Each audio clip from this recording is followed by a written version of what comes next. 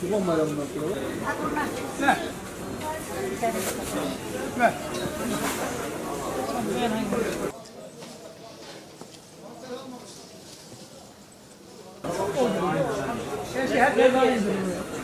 Aynen. Lanet bu satıyor her gün. Şu an yok. 25 lira. 30 lira.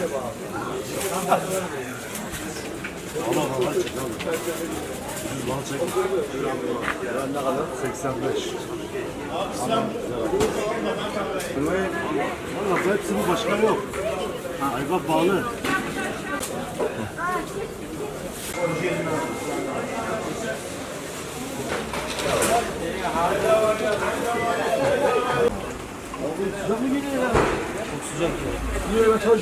Geçen haftalara göre daha yüksek fiyatlar.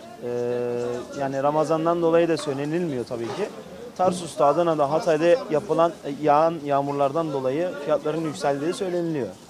Tabii değinmek istediğimiz sadece bu değil. Bizim bu malın tarlada 2 liradan tezgaha gelene kadar 30 lira olmasının birçok sebebi var. Tarladaki halktan direkt tezgaha gelebilecek bir şey yapılması lazım, yol izlenilmesi lazım. Bunun sebebi aracılardan geçiyor, hal geliyor, o karını koymak zorunda. O aradaki adamı öncelikle çıkarmak gerekiyor zaten. Onu geçtim, farklı bir şey daha var. Bu bana 10 lira mal olduğu zaman ben de bir işçi çalıştırıyorum. Burada tek başına yapılacak bir iş olmadığı için ben de mecburen kar marjımı koyuyorum. Ve işçinin maliyetiyle birlikte bunu halka yansıtmış oluyoruz.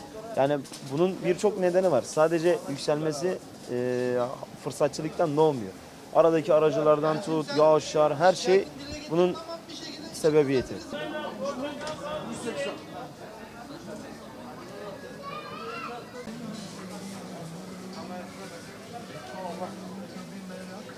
Geçen haftayla bu haftayı kıyaslarsak güzel bir düşüş var.